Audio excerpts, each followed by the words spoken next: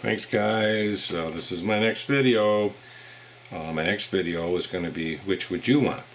A F&P 45 Tactical or an Ed Brown Kobra carry? Which would you prefer if you were buying a gun? So let's go ahead and tell you a little bit about both, and then we'll start a review. This is the F&P 45 Tactical. It's an F&P version which has the matte slide, has an RMR sight on it, has the X5 Alpha Iridian combo light green with the tac light laser. Ambidextrous safety, ambidextrous slide release, ambidextrous magazine release, and ambidextrous decocker. 15 rounds of 45 AC pleat, plus one in the chamber. Front and rear cocking serrations, Picatinny rail, high-rise Trigicon suppressor sights, and threaded 578 by 28 millimeter barrel, which has been polished and buffed out, makes it look like chrome. Skeletonized hammer and a very responsive trigger. Polymer, like I say, frame with the stainless steel slide. Very nice gun. Has a removable back strap, stippled all four areas around. Pretty aggressive too. Now next we'll go to the Ed Brown. This is the Ed Brown Kobra carry. It has Crimson Trace laser grips. It has VZ turbo backwash grip screws. It's a red laser. It has the fish scale serrations on the back for gripping, and the back of the beaver below the beaver tail and the bobtail, and on the front there's the fish scale serrations. It has a extended magazine release. However, it's just one-sided. It's not ambidextrous. Skeletonized trigger, and that's a long pull instead of a short. That's a long reset trigger. Skeletonized hammer, beaver tail safety, Trigicon night sights front and back, serrated top slide and ribbed, ambidextrous slide safeties. It holds 7 rounds of 45 ACP, carry cuts, crown barrel with a beveled angle inside, and a one-piece guide rod. 1911. Okay. Now let's go through we'll go through showing you each one, and then we'll go back to prices. Show you it's empty. Nothing in it. Let's see, it's empty, and we'll just leave it open for a minute.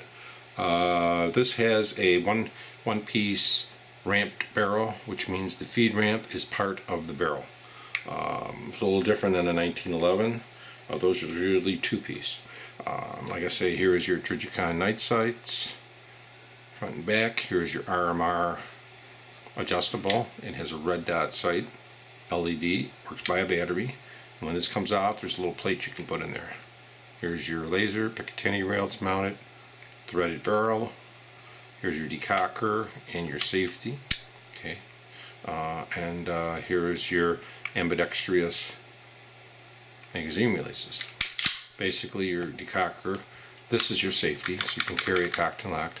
There's your decocker. It drops it so it doesn't touch the hammer. It is double action.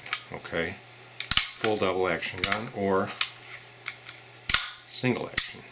That is the F&P 45 Tactical. Now let's get into the Kobra carry. I'll show you it's empty. 7-round magazine, all one piece. You can already see the difference. It's kind of a high quality magazine. Nice metal backs. There's no plastic in this. Looking at the gun itself, we'll cock it back. I have a snap cap in it, so I'm going to bring this trigger back. Bring this, pop out the snap cap.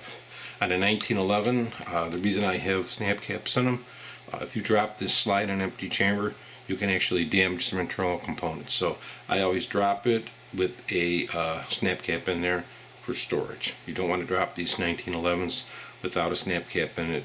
One of my other videos, it talks about this, and you can actually cause some damage inside doing some bowing to some parts.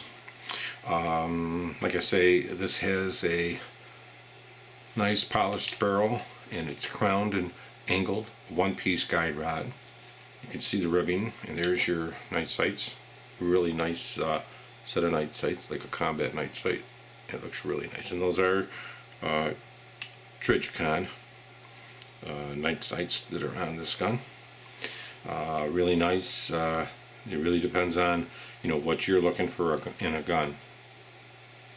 Has also the ambidextrous slide safeties and recessed slide stop beveled there with the crimson. Very high-end gun, very nice gun. So let's go ahead and put the bullet back in.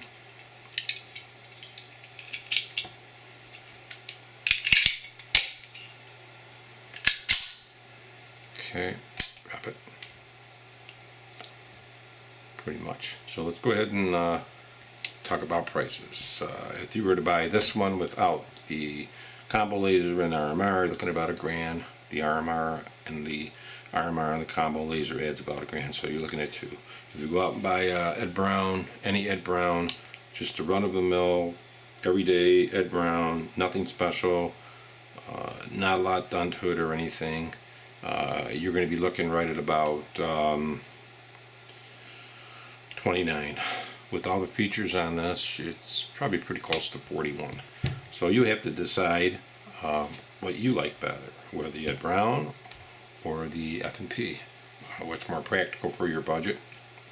1911s or 1911s, F&Ps or F&Ps. Thanks a lot for tuning in. Please comment. I hope this was interesting.